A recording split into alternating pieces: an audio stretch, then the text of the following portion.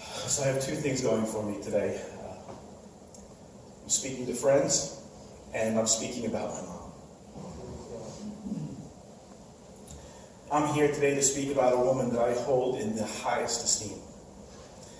And funerals, memorial services are filled with people sharing kind words about the recently departed. And of course that makes sense, that should happen. But today I have a special and unique opportunity to do something I've wanted to do for a long time. And that's to share my mom's good works with others. Because while she was here, she would never have me speak of such things in front of her. She was a humble woman. And she never did these things for public accolades.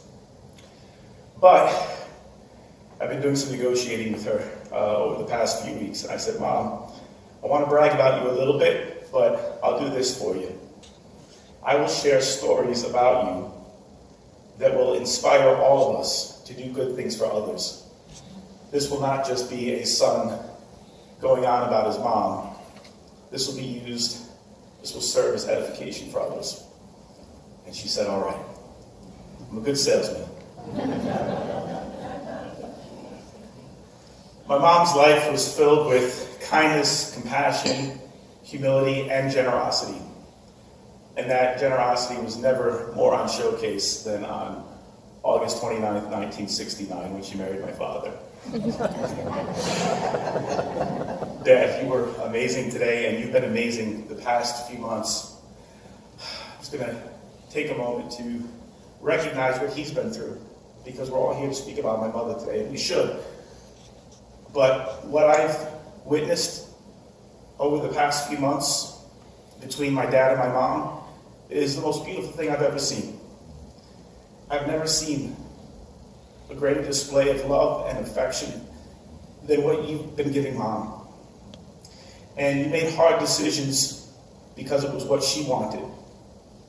It was your decision to bring her home, even though that meant that your life would be next to impossible, because that's the way she wanted it. And as a result, she spent her remaining days being able to look at her Japanese maple, her fireplace, and her familiar fixtures in the living room.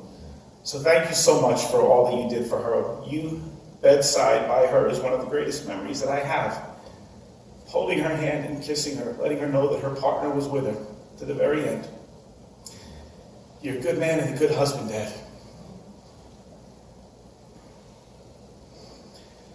My mom was the kindest woman that I ever met, unless you messed with her children.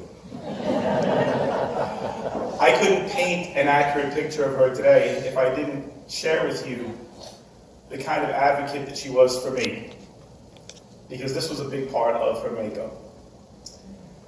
I think back to when I was in elementary school. There was a time period when I wasn't able to sleep. My mother noticed that I was waking up in the middle of the night, that I was having a hard time falling asleep, and after several rounds of interrogation, she found out that the reason I couldn't sleep was my art teacher. My art teacher had been yelling at me, like she yelled at a lot of people, about the silliest things. She had recently yelled at me for spilling paint. Now, there are people in attendance today, my friends, my classmates from Congress Elementary, so I'm not going to mention her name, but I will share that she was a large Italian woman whose tactics with children and actual art capacity were highly questionable. My mother stormed in the Congress Elementary School the next day, and she must have put the fear of God in this woman, because that woman treated me like a prince the rest of the year. In fact, she would showcase my artwork, and it was terrible. She was always in the middle of the bulletin board. And I believe that there was even a moment later in the year where I spilled some paint and she blamed herself.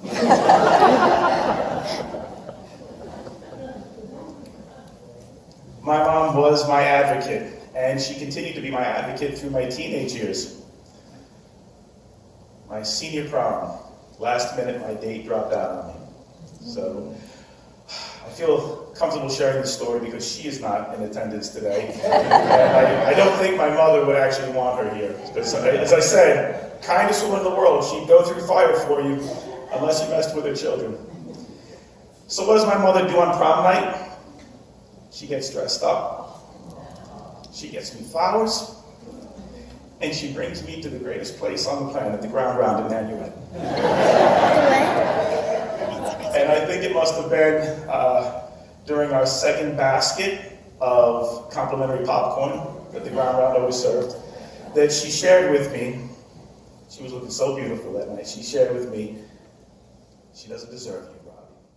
I don't know that she accurately portrayed what teenage girls were thinking at that time, because I don't think many would have agreed with her, but she made me believe that I was important. And she modeled healthy relationships for me. And that's why I married my best friend and my partner in everything. And I've tried to carry on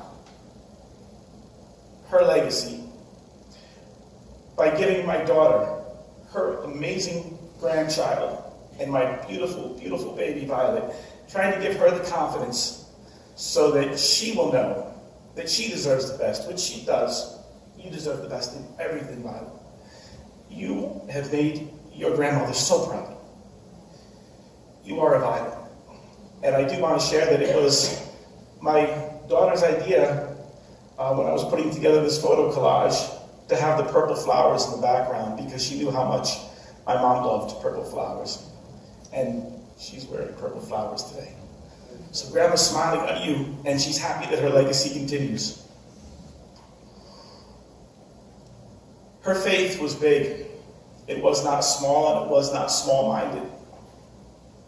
She believed that everyone had an important part in God's plan. And my dad and my sister illustrated this beautifully.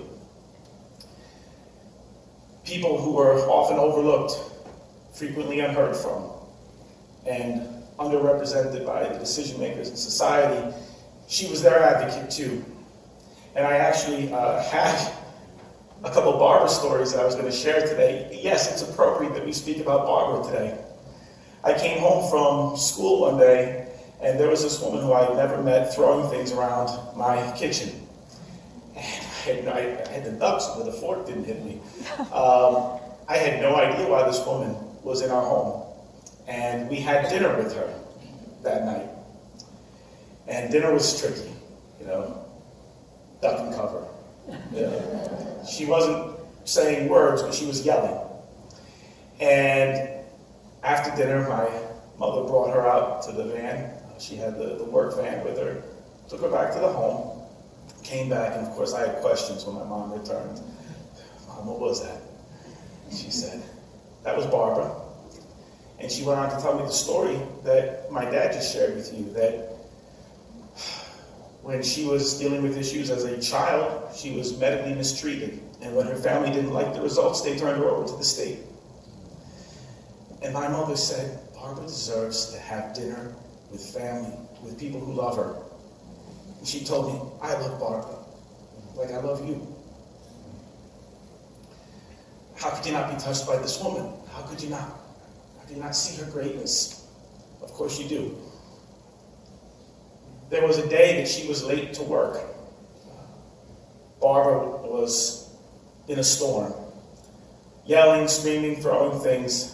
My mother wasn't frequently late, but I think she was about a half hour late that day. And as the story goes, my mother shows up. Barbara immediately goes quiet, comes up to my mother, holds her, and puts her head up against my mother's. And those who were in attendance said it was the first sign of physical affection Barbara had ever shown anyone. And I know why she showed it to her. I wish I could do that with Mom today.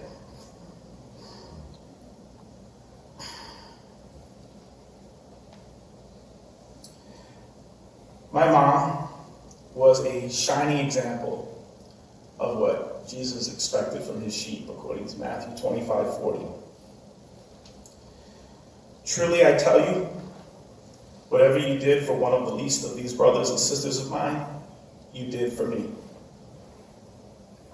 My mom became one of them. She wasn't an outsider. She became one of them. And my mom taught me that how you treat the most vulnerable members of society says everything about you. Everything. That's it. As a result, I went into public service. In fact, both of her children went into public service.